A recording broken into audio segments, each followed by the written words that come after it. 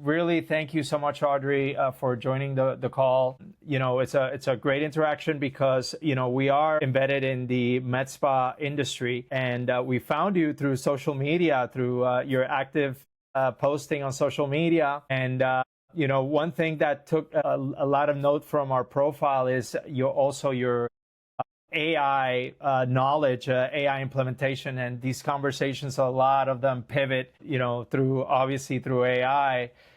So we're very happy to have you, Audrey, on the show. As you can see, Audrey's aesthetic. You have your consultancy. Tell us a little bit about yourself, quick background for those joining for the first time, and for us to really get to know you. Thanks for having me on. I'm so excited and glad you guys found me. I got into the industry through plastic surgery, working through a plastic surgeon, front desk, in the operating room, patient care. I did a short stint in medical school, thought I wanted to be a doctor, and then I decided I don't want to be in school for the next 12 years. So I pivoted to doing my master's and got right back into the aesthetic industry. I like the fun elective medicine. Everyone's choosing to be there. We make people prettier, which is the best part of medicine. But really dug in, to the operations, but the AI side, because I know I've been in medical school. These are really smart doctors and physicians and physician assistants, but they've never had a business course. They don't know how to look at a profit and loss. They don't know when someone's talking about marketing or paid ads, if they're selling them something that's not really working. So making sure that we can equip them with basically business acumen, but they can do that through AI.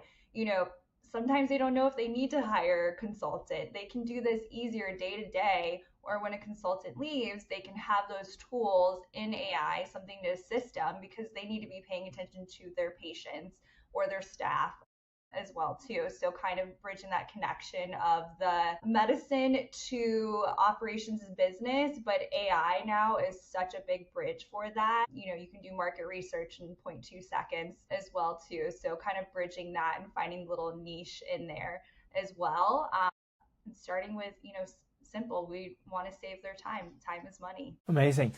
So tell us a little bit, we want to kind of be able to capture your whole journey, right? And it's quite interesting. I saw that, you were quite involved in, aesthetic operating rooms, and you went into franchise coaching as well. Obviously, you now have your practice, but tell us, a little bit of how that, came about in your life, and then, show us, maybe, share with us a little bit of that journey for you.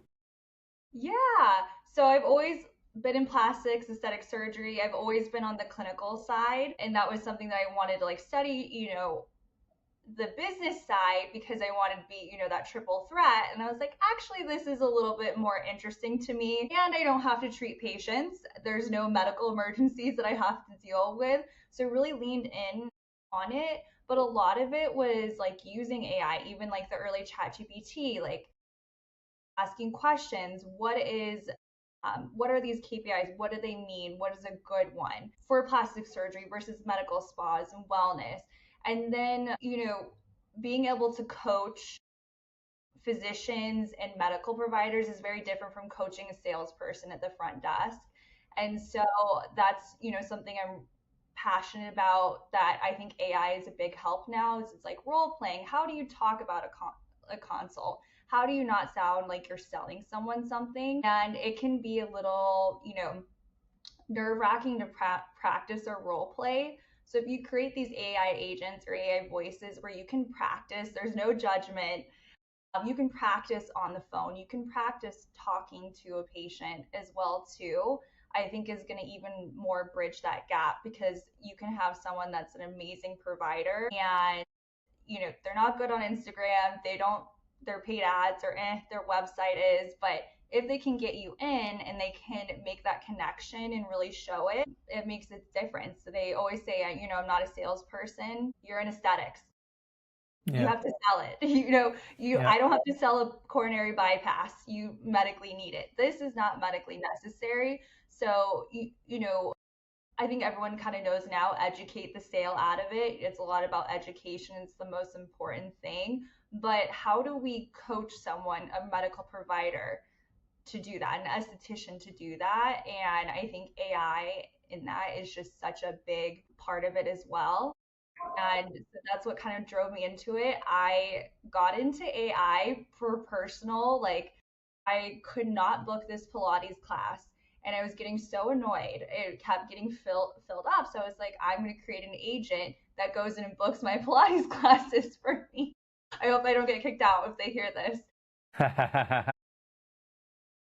And so it's for ease. I'm like, this is gonna take up so much less of my time and frustration. I started using it for personal and really seeing like how can this, make me more efficient. I've also done, major fails like not plugging something in, not having the right, formula, as well too. And so it really started with using it personally. And I think even the physicians that I worked with, I don't currently, consult for them. I text them and say, hey, like you can set this up yourself. I know you hate going through your emails. You're a busy surgeon. Here's how you do it. It's super easy.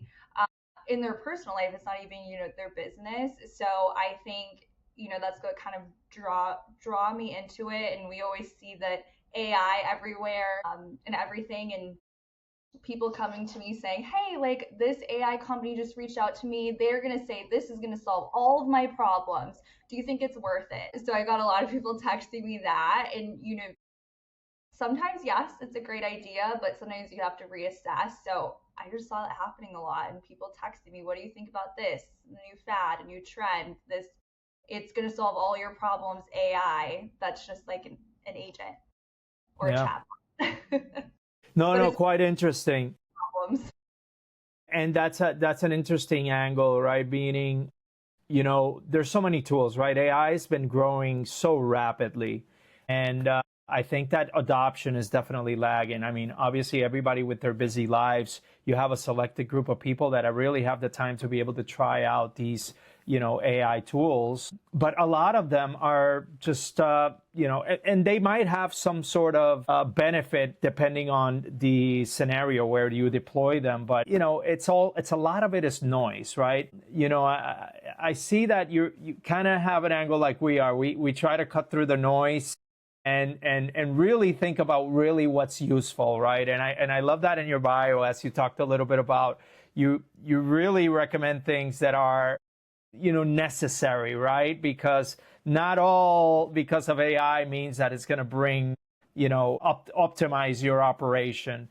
So, tell us a little bit of how you're able to really help and guide, right, your clients. Obviously, what are you mostly looking at when you deploy some of these tools? What are you looking for to be able to some of the improvement points that you're trying to find within the operation?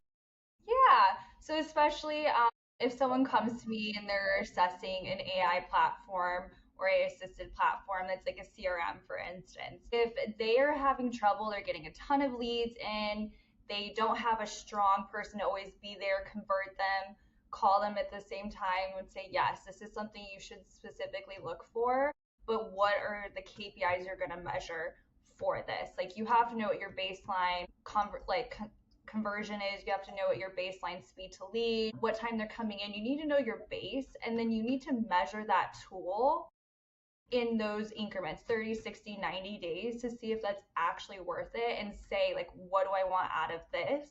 What is this going to help me do? And then what is this going to help my front desk or my person answering the phone do instead of answering the phones and calling back all these leads? Can they be doing that's not repetitive as well too? And then having that full team adoption, if you're just super excited about a new tool and you bring it on and no one's bought in, they don't see, you know, what it is, they're confused by it, they're maybe scared of AI, they have everything like that. It's not, it can be the best tool in the world. And if your team isn't bought into how it's going to help them and it's not a smooth onboarding and you're getting their feedback of what could help them, it's not going to have a high adoption and the ROI probably won't be there in 30, 60, 90 days. It, you Yeah. know, You can buy everything and get so excited about it, but is the doctor or the manager the one that's going to be working through that CRM or the EMR themselves? Probably not. Yeah. So you have watched med spas open in 20 different states. What is the same every time? What's the commonality, right, in opening these locations? What stays the same every time? I would say, getting the systems and SOPs from the beginning. Most people want to scale or most people want to sail. So even if it's the first or second location, what does that consultation look like? Can you describe it to me, that experience from the first time they see an ad, what that whole experience is to the time they check out and the next day and the next 30 days if they don't rebook? If you can't put that into words and know what you want them to feel and experience, not just what happens, if you can't put that into words, you can't scale and put that in a new location. You have to work from, those. It's the same thing. Talk to someone, they're like, well, they're not talking about membership, they're not talking about rebooking, and we talk to them about it, and they're not incentivized for it. Well, did you onboard them with a standard operating procedure? At all of our appointments, you talk about rebooking at the beginning. I had, some providers, once they came up with the plan, they rebook in the room before they'd even do the treatment. And that was the standard. Everyone that came on, it was just the standard. The patients do it. They would always, it was just normal to them. And so if you're going to scale, open a new one, you have to decide, what those, how you want a patient to experience your med spa or your clinic, your wellness, and what they should experience when they're leaving. And opening a second location, opening a new location, there's a lot of it. And I told someone, I was like, just speak into your whatever AI bot you're using, LLM, just speak into it what you're wanting to do, and giving ideas, help it brainstorm, and then you can have a really good SOP. You can narrow it down with some prompts, something that's readable and worth retention. You want to obviously drive retention and adoptability with these SOPs, but I think, that's what's sometimes missing when they open a new location or they want to scale or open another location. It's just not there. So if that star provider isn't there, they can't collect revenue in a second location. Mhm. Now, you told me something curious, and obviously this is data that we've been aware for a while, which is quite interesting, but more med spas than McDonald's. What does that number actually do to an owner who's trying to open a location, right? I mean, obviously there's plenty of med spas and a lot of them offer different service, but do you think that we're at the point where there's an oversaturation of med spas and the competition, it's fierce in a way? I think the competition is fierce if you are looking to compete with other people. Mm-hmm. So those ones that, get nervous because someone just opened up and they're running a Groupon, or they're running this off of lip filler and a half syringe, and we have to do more paid ads. We have to do this, or they're poaching our, providers. Yes, I think for them it is probably very nerve-wracking, and it is too much competition. If you are someone that, and a business owner, that you don't compete on price, where you are, what you offer and the value of it. Some of them don't even need to run paid ads. Their patient acquisition, their business to business, and their, presence in the community with their established patients, they're not competing. They're not running ads. They're not having to worry about all the other locations and new med spas, franchise, corporate, whatever is opening down the street from them, as well too, because they have that. So when you have that luxury, we are the experts in it, you're not going to have that competition. And when I see people that are really nervous about a new promotion, that some other med spa is running, they're taking all of our patients and we need to match it. We need to have a competitive new patient promotion. I just tell them it's a race to the bottom. And those aren't your patients that are rebooking. Those aren't your patients that are booking full facial balancing, high ticket items. They are the price shoppers, which usually the week before they're complaining about their price shopper.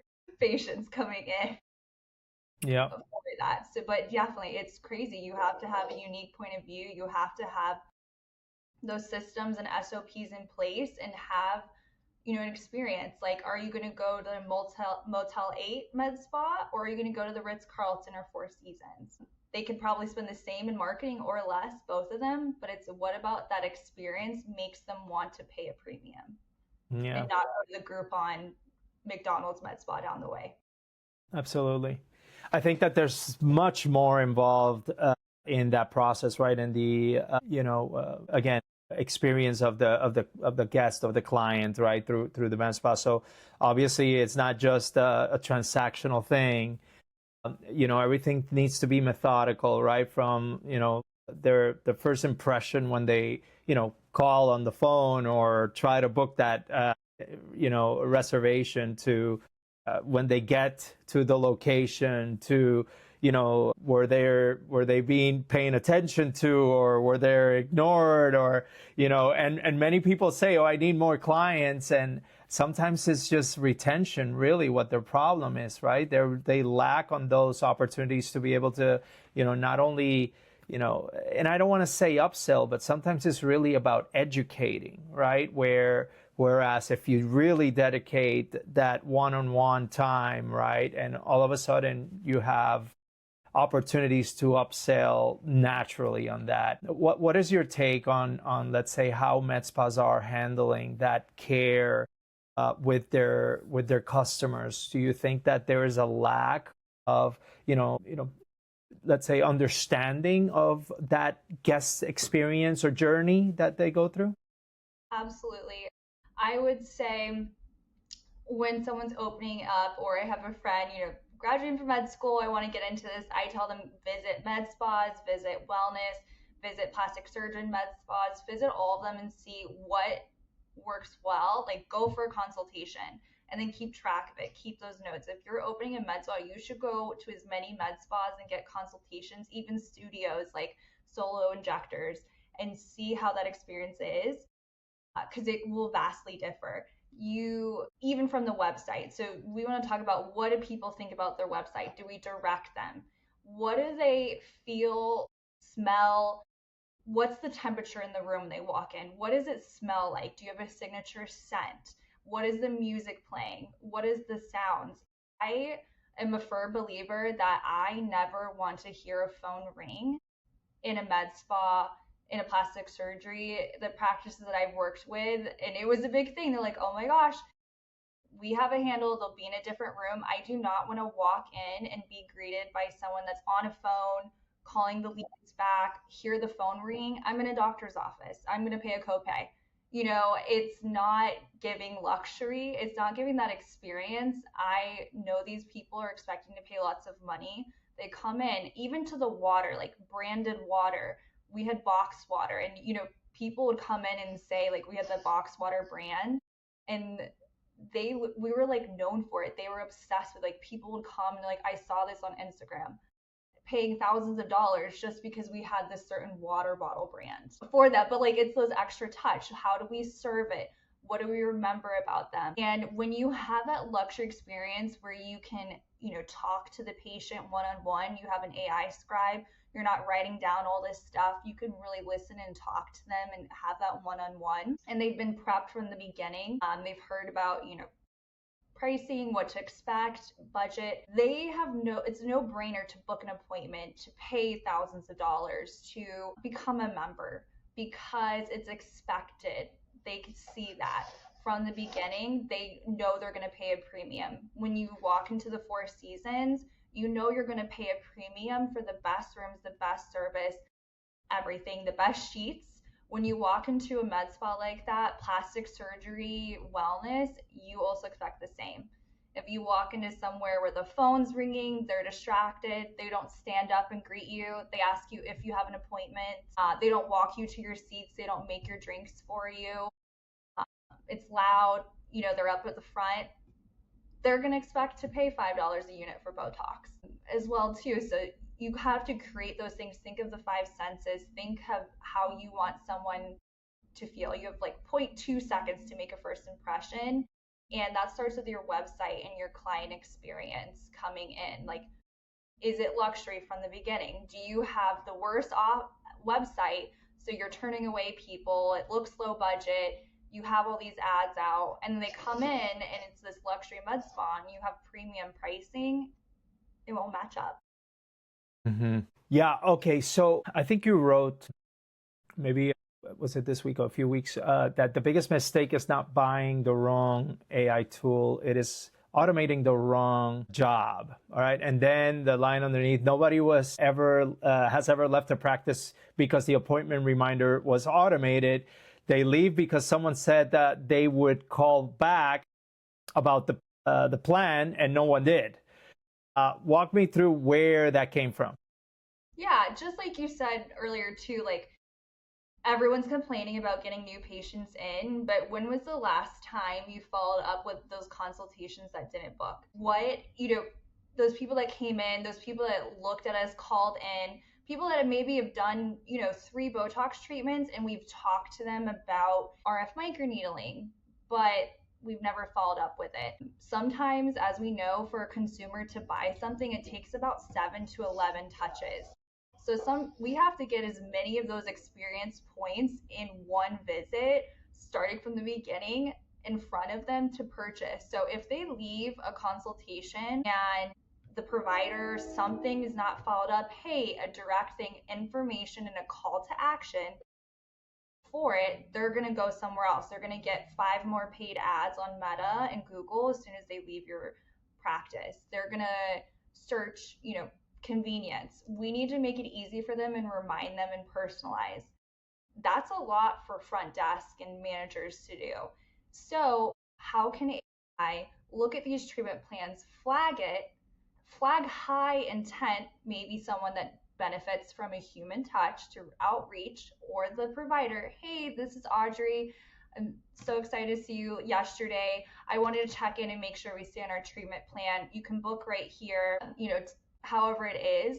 And so keeping the patients that you already have is way less expensive than paying Meta and the Facebook, Google gods, whatever they decide the algorithm is that week. It's just retaining your own people that you've already paid to come in. I mean, what is your cost of acquisition? What's your cost per appointment? Assuming that we're giving, amazing consultations, but that also starts from the beginning. How are we collecting that information before they come in? How are we sorting it? How are we making notes? How is AI can help with that to make it a seamless experience that, they filled out that they're interested in peptides and they're in for this. You can cross educate. I hate saying cross sell or upsell. I would say cross educate into Exactly. the outcome that they want. But if anyone leaves your practice or med spa or wellness without rebooking, without a membership, and without buying a product, they need to be hearing from you 7 to 11 more times. Yeah. So there's plenty things that we can think about that we can automate. And there's obviously other things that you say that definitely not. You need a human, right? Touch on that. Can you break those down? What do you think it's like, okay, this, let's allow AI or an automation to handle that. But this part, we definitely, and I know you've answered a little bit of that, but in a nutshell, when you walk into a practice, do you have a plan in how you approach that? Yeah, I would say, there's people that are like, I love AI, I want to use it in everything, or, or scared for some reasons. And I think when it comes to medically diagnosing or coming up with a treatment plan, that needs to be left up to humans. Yes, there's ways AI can assist in it, just like AI is assisting in emergency rooms by identifying strokes earlier. It's definitely a tool, but we still have to have a human in that loop. It's something like this, especially with elective medicine, it's so personalized. There are, AI tools out there. You can take a picture, it comes up with a treatment plan for them. It might show them what before and after looks like, with 5 syringes of filler, you know, they're spending $10,000 and they're coming in every week and they see this photo. Can the injector actually or provider actually get them to those results? Do they have the budget? It's doing this whole treatment plan for them. That's where someone's going to feel weird. It doesn't matter what age they are. It doesn't matter if they're millennial, Gen Z, or, a baby boomer. That's going to feel weird and less personal. That's going to feel AI-ish if you are having them do all of that. Where AI can help you is listening. AI scribe, you can give more attention to them. Can it help with some imaging? Yes. Is it quite there yet? No. And then, dealing with post care. So I always want people to be contacted. Lifetime value retention is such a big thing for me versus, paid ads and patient acquisition. So we're in a medical business. You're not texting someone like, hey, come back to Jimmy John's when they leave. So if someone has a bad experience or, God forbid, like a vascular occlusion or medical complication, I do not want that leave me a review, buy this product, treatment plan going out to the patient. So we've had something where a former client told me, they're like, yeah, we got this and it was great, but then we had something like that happen and we had no idea how to turn it off for this person. And she was getting these texts from us and is like, leave me a review right now. It ended up being fine. She was nice about it, but she was also really annoyed. She's like, what? Don't you know that I'm dealing with this? And that's a failure. And, onboarding, they're like, we don't even know how to turn it off. We don't know where that is. And so, if you're bringing on something like that, especially with medicine, you need to just know how to turn AI off. How do you turn automations off? And who is going to be the person that's designated? Who is going to be the person in your office? Is it the manager? Is it the assistant manager that is immediately flagged and knows how to turn it all off and can confirm? It can't be a dispersion of that because that leads to bad, it happens. Medical complications, bad, interactions always happen, but we need to know how to turn AI off. And that's where, you can get in trouble. You don't want someone that, a patient you had to fire getting a leave us a review or come back in for this special, in those retention texts. And so anything that has to do with medical, like medical treatment planning, that is doing it all by itself artificially and not with a human touch, I don't think it should belong. And then dealing with medical complications or any bad experiences, there needs to be a way to turn it off. Yeah. At scale, would you say, since you've dealt with, let's say, franchise or corporate locations of multi-units and maybe more independent med spas when there's only one, is there a difference or different take as far as would you recommend certain tools for, let's say, a multi-unit business, or are there some other tools or that you wouldn't recommend for, let's say, a smaller units? Is there a way where scaling changes that adoption? I think in some ways, a lot of it is based off of like, what are our business KPIs that we're paying attention to? Some of it might be a different. Are we opening? Are we focused on patient acquisition?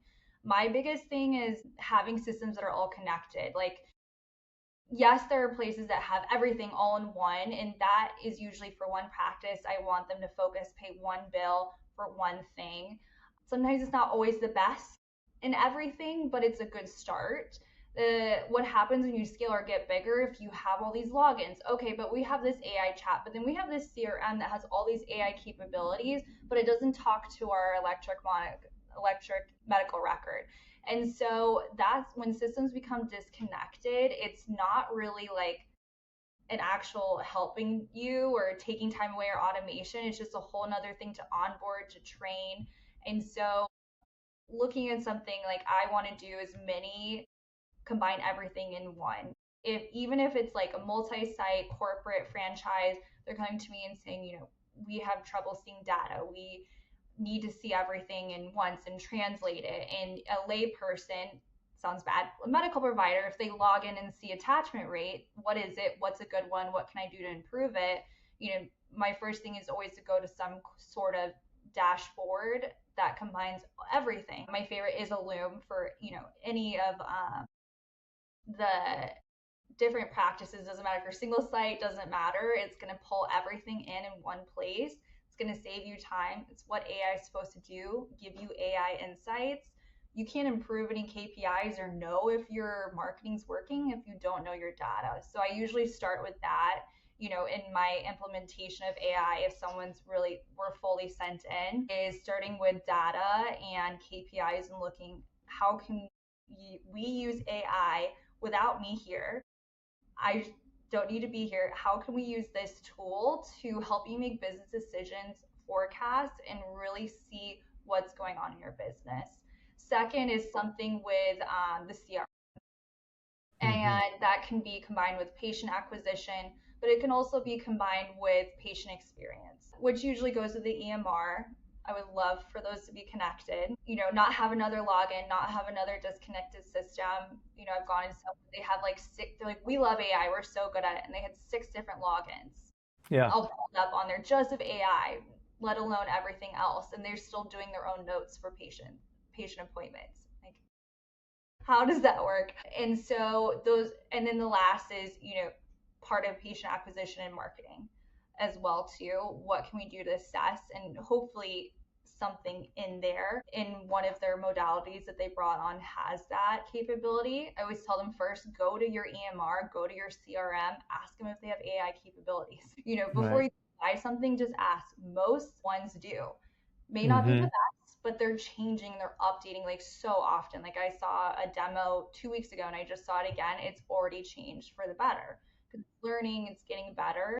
And so just go to your own platforms that you already pay for and say, what AI capabilities do you have, Mm-hmm. before you go out and try to, everyone's going to try to sell you on this is going to solve all of your problems. You only need one platform ever. And don't worry. It's a really important point. I think we talked about that one magic solution for all the problems in the world. So as we say that we're building one click solution for all the problems, Alex. I think we also need to change our marketing campaign. By the way, I yeah. agree. So in your recent video that I was checking the other day, you mentioned about that most practices try to automate the top of the funnel first. More ads, more booking widgets, more chats on the website, and then the consult happens. The patient says that she wants to think about it, and nothing moves for the next few weeks. And you mentioned that this is the leak, not the traffic. And you mentioned about that you will, if you try to do this thing, you try to automate the back half first, post consult follow-ups, and coded treatment plans, stuff like that. So can you double down upon that thing and explain about that, how you thinking differently when people are trying to run multiple ad campaigns, more widgets and different new AI tools, and you were talking about something very simple that people really think that they don't need that. So yeah. Yeah, I feel like in almost any industry, we love to blame marketing. It's always a marketing problem. We need new people through the door buying, we need new patients, we need new clients. And that is mostly true. And I think like I get the ads, you see with AI, especially like if you were struggling with it, you think you need new patients. When you see these AI ads that it's like, we're going to get you more patients, we're going to get you talking to them, we're going to send it out, you're going to have everything. Like, that's great.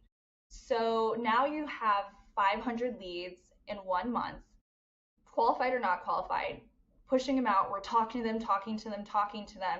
We maybe get them in the spa for consultation. What happens when they don't buy? What is your AI doing in your CRM connected to your electronic medical record?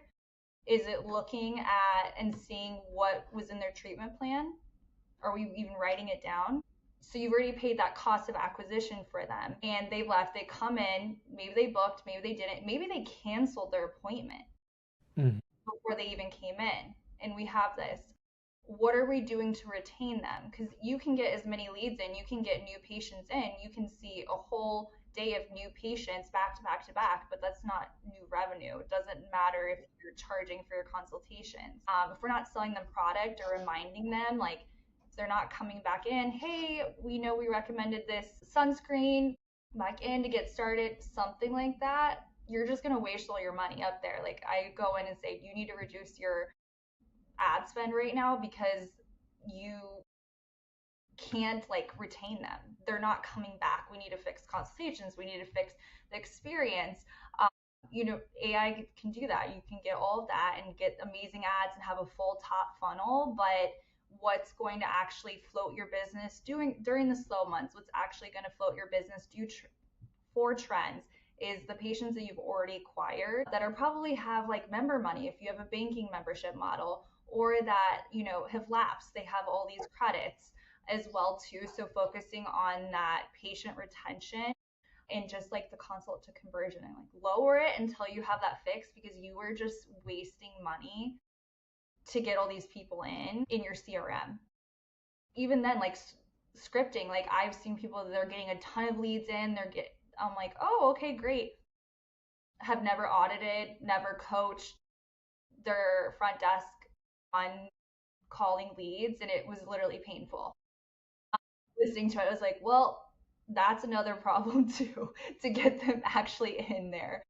Yeah. But yeah, they think, and that's another thing AI can help, like phone calls. It's hard to role play. You feel nervous. Do you want to role play with your manager? Having an AI voice coach that's, hey, this is how we talk about pricing. So I'm going to act like a patient that tells you my whole medical history. Well, why can't you tell me how much I'll get? Why can't you tell me how much? That happens. And it's hard to role play and do that. But if you can practice with artificial intelligence of how to convert someone to an appointment, and as vice versa is talking about and educating it, that is where I would invest first before using some AI tool that's going to get you a ton of leads that you can't keep or can't even get in your book. Right. Really important point, Audrey, and especially when you're talking about, front desk. And although, I think a lot of people can relate to you, but there are a lot of people who are more like critics of AI. Recently, I was reading a statistics about the industry, and there was almost 81% of the med spa are more like independently owned, and those people, they don't have people who can, take the calls and perform the operations while they're busy and stuff like that. But one thing that we're constantly listening from people, while in our calls also, and we are because talking to a lot of med spa owners, is that they don't want that whole operations to be replaced by AI. They want it to be more human, and they're like, a lot of owners think that client call about the product should be taken by human, not an AI. So and we had this objection multiple times. What do you think about that? Those people who are more like critics of AI, who feel everything should be done by the human in the loop, or human at the most part in the loop. When you feel, and I think you also mentioned about this part, that there are some things that should be done by AI, but there are something that also should be done by humans. So can you explain about that whole this debate of AI taking the jobs also in this whole market?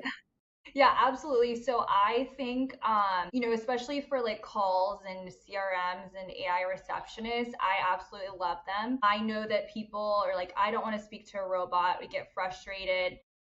Yes, there is some ways to do that. Should there be an option to talk to a human that can route you directly through? It's not like calling your bank. Yes. People are getting more used to talking to robots, Yeah. and they're really good. There is, some CRMs that like Recura that you can voice clone your front desk girl. You can Yeah. voice her. It sounds like her. You're training them on everything. They can handle it better than probably, this girl that you just hired straight out of college at the front desk doesn't Yeah. know sales to book it, as well as having that. What is also important too that AI can help with is that it should parse out high intent, high value leads that need a human touch. Every lead that you get from Meta is not a high intent. And I Hmm. hate, when I see them calling 20 people a day, and all of these are like, they don't even have the phone number. They haven't answered any questions on the survey. They're low intent lead. I don't need to waste my call center or human touch on those leads. Yes, they're going to get drip campaigns. Yes, they're going to get automations. But is there someone that is highly qualified that could, based on their age, based on their preferences, what they answered, benefit from humans? Absolutely. I literally would never pick up the phone. I would actually hate if anyone called me after I clicked on an ad. Can we answer that? If I could talk to a robot at 1 a.m. when I have a chance, or 9 p.m. when I got out, yes. Would, a more mature generation like to talk to a robot? And no. But if they're clicking on Facebook and they're not really high intent, they can get the automations, they can get the AI. if they want to talk to a human, they can. So I definitely think it's a no-brainer. Even if you're scared of AI, you don't want it to feel less personal. But how about you walk into a med spa, front desk manager isn't doing back-to-back cold calls on leads and can actually spend all their time on you? That's saying luxury. That's saying Yeah. I'm paying attention to you. I'm not having to be on, because I've been that where I've had to cold call. I'm calling leads all day. I'm like waiting for people to check out, and I'm like, let me place you on a hold as well too. So that feels more personal to me. And the people that are high intent, which AI is very good at, it can scrape data. If you wanted to, it's going to show you those high intent leads that are more willing to book. It can show you how many times they visited your website, show you how much time and what areas they've spent. Those absolutely, especially if you're using a platform like Opaline, it's that skin beauty quiz that can live in everything. Those, how they rate them, the ones at the top, yeah, I'm going to have a human touch and human follow-ups through that. But the ones that are just not completing it or putting in a fake email, I don't need my front desk calling them. Or even if you have a call center, I don't need them wasting time on that. Can I go down to a smaller call center? Can I save money? Can I have, during these hours, if you're seeing your leads are all coming at the certain time, yeah, I want an AI agent that can talk to over the phone and answer a lot of their questions, which are always pricing, booking, the top three, but in your brand voice. So I think, they're scared of that. They're scared people don't want to talk to an AI robot. I would say, yeah, if you're using something that is a treatment plan, you're having it there showing them before and after, that's not going to feel authentic to them and scary. And also, if your staff isn't bought into it, they're not going to adopt it. They're going to be scared of it. What is it going to do to help them? But I don't think it makes you feel less personal. Doing a generic ChatGPT Instagram post, which I'm seeing in all the time now, doing a generic, plugging it in everywhere, that feels way less personal than you putting a UGC of yourself talking about your spa. It's always the people that are scared. They don't want to talk to robots. They want a real human, but they're posting on Instagram and Facebook their ChatGPT images for their spa that Right. all the same. Yeah. No, I Interesting. think it's really interesting, what's happening, across multiple industries. On one side, people are writing their resumes using AI. On other side, the HR is also reviewing them, they're using AI. So it's AI reviewing the work of AI. I remember, I think few months back we launched an AI campaign. It was more like an AI outbound campaign. And we remember, we were listening to the, the call transcript. It was like, hey, I am Clara, or, I'm the AI agent. And the other person responding to that, yeah, yes, I'm also an AI agent. So there's more like, AI agents talking to each other.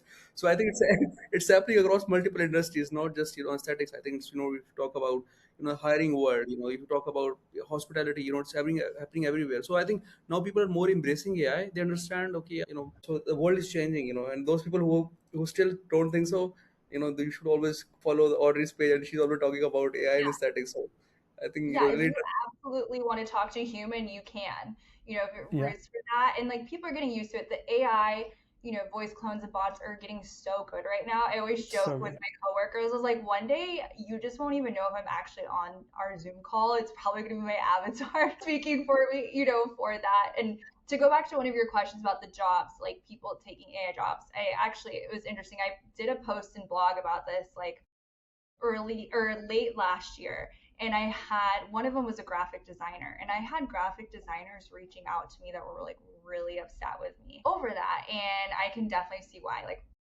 and I still stand by that AI will replace that job of a graphic designer, but I don't Yeah. think it's going to replace that person that has that design knowledge in future. Like, you can see in any AI image they make, like, I can do it. I've learned lessons. Like, if I'm not plugging my brand colors, my brand voice, what is my editorial voice? Like, I want to sound like Wall Street Journal, but a girl from the Midwest, something like that.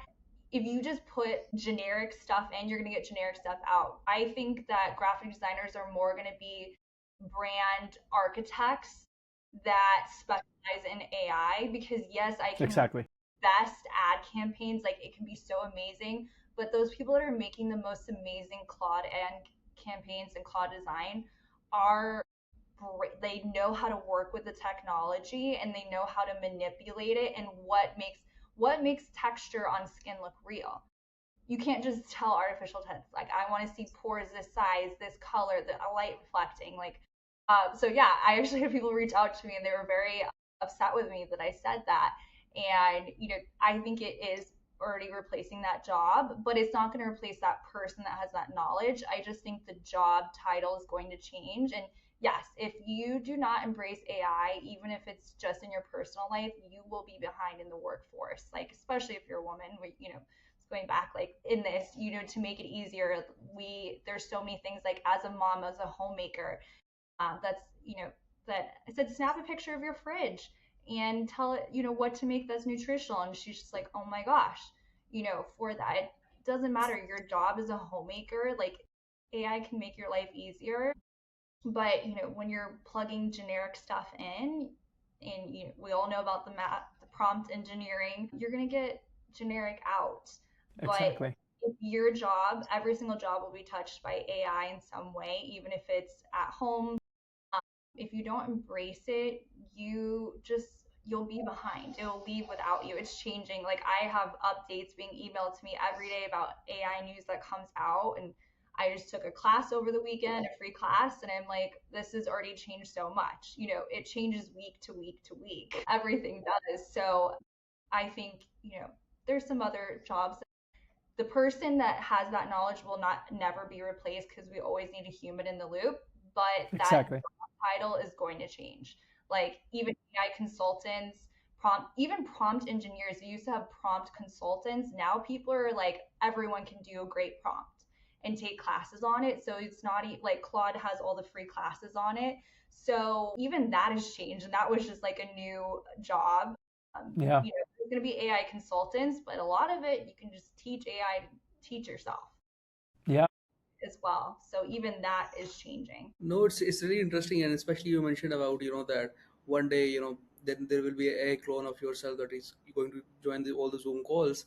I remember the very first conversation that we had before, I think a few months back, it was more about is she real? Is she avatar, or whatever So I think it's a lot of conversation that is happening around that a lot of people who are using these AI avatars, voice clones, creating content using AI, Yeah. and sometimes it's so good that it feels a lot real also. So yeah, I also want you to expand more about your content journey. I think you're posting, you're writing newsletter, you're getting reels out there, you're talking to people. Now you're also on the podcast. So I think it's really interesting. Now you're finally a public figure, especially in the world of aesthetics and more specifically in AI. I think there were very few people who were talking, that much about AI, and more specifically in aesthetics. There are people who are talking in general, but I think in the AI, there are very few, I was key leaders like you. So yeah, I want you to expand upon that. How you feel like, your content journey, especially in the world of AI and aesthetics. Yeah, I wanted to, how I started learning, I was like, I can never get in this. I'm not a technology person or programmer, and started using it in my personal life. And, we all have, that knowledge on Instagram and stuff about, like, what KPIs matter. What, I started doing content like that, like, that's not new normal. That's all knowledge. You can go to any, like, convention and learn about it. It's nothing new. Yeah. You kind of know it's all out there. Also, a lot of it is like, you have to pay for it, or you have to pay to do this class. And, like, I've done and paid for all those classes. And I kind of wanted to make, like, especially women, because aesthetics is, mostly women providers, and females are our main target audience. Like, I only see the AI ads as a bunch of big dudes, like, talking about it on stage and how they can use it and how they made $5 million. So I wanted to make it like anyone can do it. And especially as aesthetic practice owner, there's so many things that, like, are hard in this industry, that AI can help with these things and make it free. Like, I don't charge anything. You can go and read all my Substack blog posts. I recommend companies. I don't get payments or referrals for them. It's freely, what I truly think from them. I'm always, like, learning as well too, but I didn't see anyone posting on AI and aesthetics, wellness, and plastics. And it's really like operator to operator. But also, when I think about something, I'm like, if I'm, a plastic surgeon or a medical provider that's also an owner, can I, like, come to this and read it and be like, oh, this is not just, like, a random blog, I can say, okay, I can go to Loom, I can go to Opaline. Here's what it is. Like, here's the KPIs that I can track, or like, here's what, if I'm going to a sales pitch from an AI company, what should I ask them? What should I look out Hmm. for in, doing that, and gotten like good feedback. And, people will post about it once in a while as well too, but I'm just constantly learning. I do demos. I, you know, try to like read as much about as AI. So anything like AI in different industries, I read about and I attend those classes. And I always think back about how can I put this into wellness and plastics and aesthetics for operators and owners. Because I think there will be AI aesthetic consultants that just, specialize in that as well. I agree. It's funny you say that because we're working on a little project, so we'll show you later at some point. But it's funny you actually mentioned that.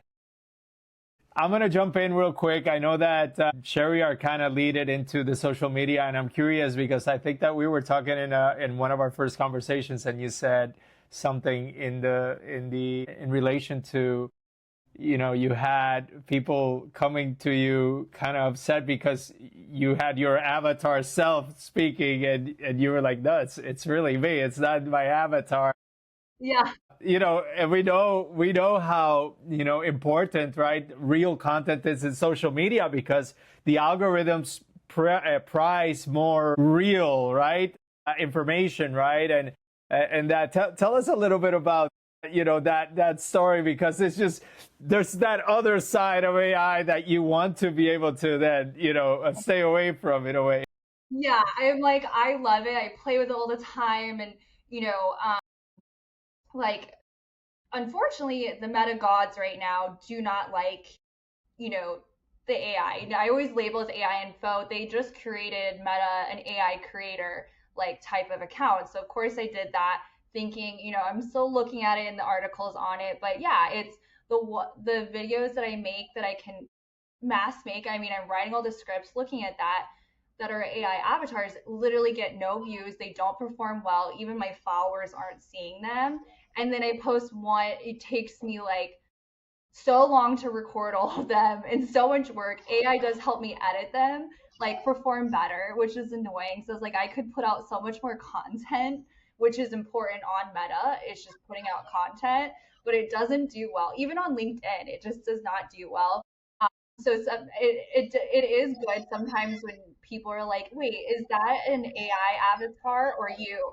And I like to switch it up still, like even if it doesn't perform well, like you'll see some, and I'm like, okay, maybe that's good if you can't tell which one it is for that. But I really like it because I, social media, and I have, outside my work life, I, have a food blogger account. And so like that's how I, got used to it. And AI is really helping in that with voiceovers, because I would spend hours doing voiceovers for videos that were like 15 seconds, editing them. My voice sounds weird. There's my cat's meowing in the background. And so now I'm able to like pump out, you know, voiceovers and edit them over videos and pump them out for like content for like cooking videos and everything like that. So like in my personal life, I started using it. I don't do any AI videos on my other account, but like for this, yeah, it's nice. I can do so much content. It is good for learning. Like if you want to record a lot for onboarding, like amazing, great. But on Meta right now, they're hating on it, the AI Audrey avatar. But yeah, everyone's like, we're just assume that we're gonna get on a call and it just won't be you one day. I'm like, yeah, that would be nice. I'll be by the pool. It'll No, send me for the sure. recap afterwards. Yeah, but yeah, it's really interesting, and I see, that I remember, the very first time when I opened your profile, it was more like AI creator, and the videos looks, I don't exactly remember but I think I thought that I'm talking to more like an I don't know that it's actual person, and when this spotted, I was like, yo, she's an actual person. So yeah, Yeah. uh, I was someone told me they were like, let's I recognize you from your picture, and I was like, well, that's AI, so maybe that's good. I mean, it's very clearly AI, but like, that's good. I actually look like that in no, no. person. No, but I think as you mentioned rightly about that also, that not no these platforms, and the algorithms are not liking the AI content, so they're rewarding more the real content. So I feel like, in future there will be more scope of, when the world will come up with this, agree with this reality that now AI has taken its place. So, anyways, let's jump toward the last round of the podcast. It's more about the rapid fire, and we're going to ask you certain questions. You need to respond with one word or two words or whatever you feel like. Okay, so the very first question is one tool every med spa should be using by the end of this year. Illum, Okay, one thing every med spa is paying for that they should cancel. ChatGPT. Okay, the most overrated metric in aesthetics. The most important what? The most overrated metric in aesthetics. Metric, average ticket, Okay. The most underrated one. consultation conversion. Okay. Biggest lie a vendor tells a practice owner. Biggest lie, what tells a practice owner? A vendor will tell a practice owner. This will solve all your problems and pay for it. Yeah. And like she's talking about the AI people. So yeah. Anyways, let's move to the Same next with question. device lasers, they're like, this $200,000 laser is gonna solve all of your problems. Get so many patients in the door. Yeah. So front desk, marketing, inventory, follow up. Which one gets handed to the system first? Front desk, Okay. Okay. Which one should get handed over last? follow up. Okay. A new owner has 1 hour and no budget. What do they do with that? They have one, sorry. They have 1 hour and no budget, and they just started out. What should they would do with that? So a medical provider, make content, reach out to lapsed patients. Okay, Okay. interesting. That's good. Med spas in 5 years, more locations or fewer locations? Fewer locations. Okay, finish this. The practice owners that survive the next 5 years will be the ones that. Have strong systems. Okay, perfect. Thank you so much, Audrey. It was a great podcast. Yeah, this was great, guys. Thank you so much. Yeah. Yeah, so for those trying to locate you or maybe want to, inquire about your services or want to know more about what you're doing, what are the best ways that they can get in touch with you or reach out to you?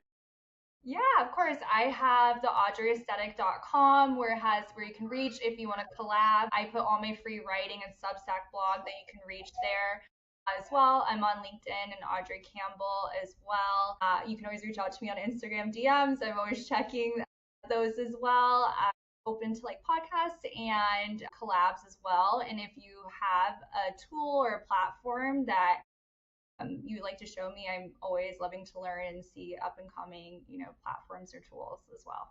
Amazing. We love it. We really appreciate you taking the time, Audrey. It's been delightful. Thank you so much for sharing your wisdom, everything you know about med spas. Really, you can sense that you know this business inside and out, and anybody would be lucky to have you in their team, guiding them through this journey. So again, Audrey, thank you so much. You've been great. Looking forward. Thank you.